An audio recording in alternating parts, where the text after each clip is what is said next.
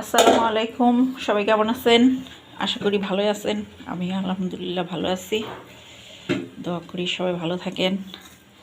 অনেক শীত পড়ছে, কার জেলায় কেমন শীত পড়ছে জানাবেন। এই শীতের মধ্যে আর সবজি টবজি কিছু খেতে ইচ্ছা করলো না, তাই একটু রিচ খাবার রান্না করে ফেললাম ঝটপট।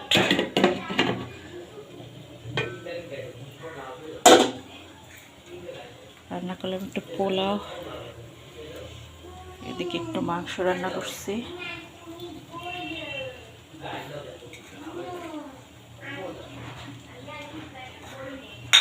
রান্না করলাম হচ্ছে ডিমের korma.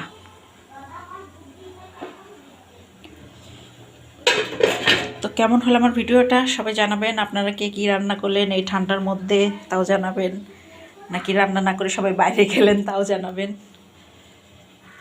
Thank you for watching my video.